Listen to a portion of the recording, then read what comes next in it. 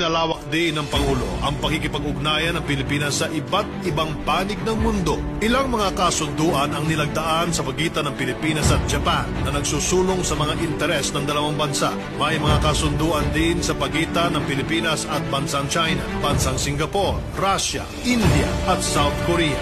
Lumahok din ang Pangulo kasama ang iba pang ASEAN leaders sa 35th ASEAN Summit na ginanap sa Thailand.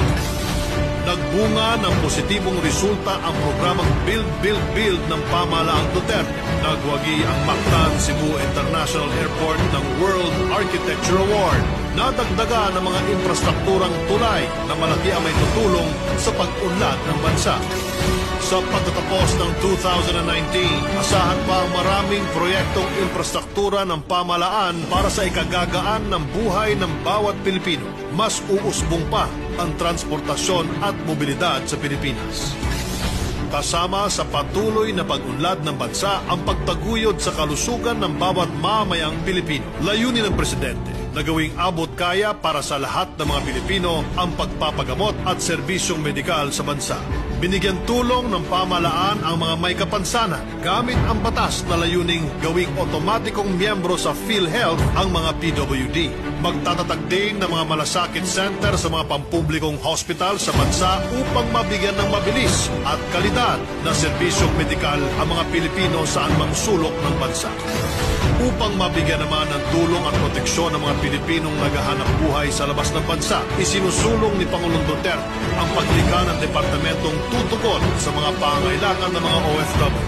Maraming OFWD ang natulungan ng gobyerno na makauwi sa kanilang pamilya dito sa Pilipinas pagkatapos ng kalunos-lunos nilang sinapit sa pakikipagsapalaran sa ibang bansa. Ipinaramdam din ni Pangulong Duterte ang kanyang suporta sa mga mamahayag sa bansa sa pamagitan ng SOTO Law kung saan hindi na oobligahin ang mga broadcaster na ibunyag ang kani-kanilang mga source sa balita. Sinigurado din ng ama ng bansa na matatag at ligtas ang mga komunidad sa panahon ng sakuna at kalamidad. Samantala, dala ng malagong turismo sa bansa na itala ang Pilipinas bilang isa sa mga bansa na paboritong pasyalan ng mga mahihilig maglakbay.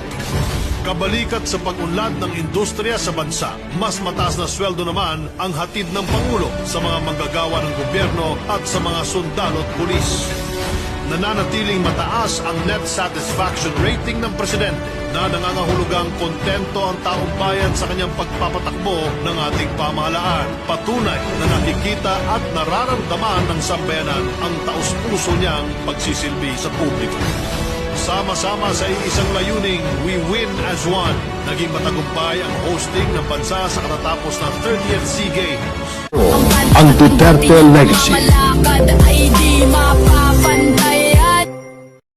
Samantala, lumitaw sa bagong datos ng Bureau of Treasury na halos kalahating trilyong piso ang kulang sa pondo ng pamahalaan sa unang 3 buwan. Ayon sa isang ekonomista, dapat na itong ikabahala, lalo na kung ang nakikita na namang solusyon ni Marcos Jr. ay panibagong utang ng gobyerno. Si Carla Abellana magbabalita. Sa pinakahuling datos ng Bureau of the Treasury, lumobo sa 478.8 billion pesos ang budget deficit ng gobyerno.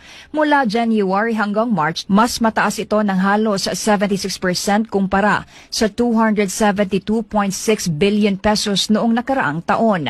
Sa unang quarter pa lang ng taon, gumastos na ang Administrasyong Marcos Jr.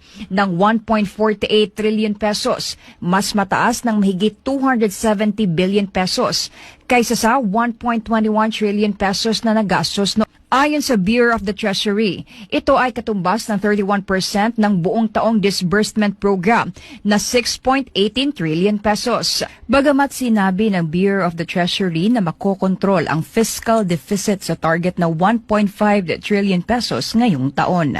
Ayon sa ekonomista na si Dr. Michael Batu, kaduda-duda ito lalo na't baon na sa utang ang gobyerno sa ilalim ng Marcos Jr. administration.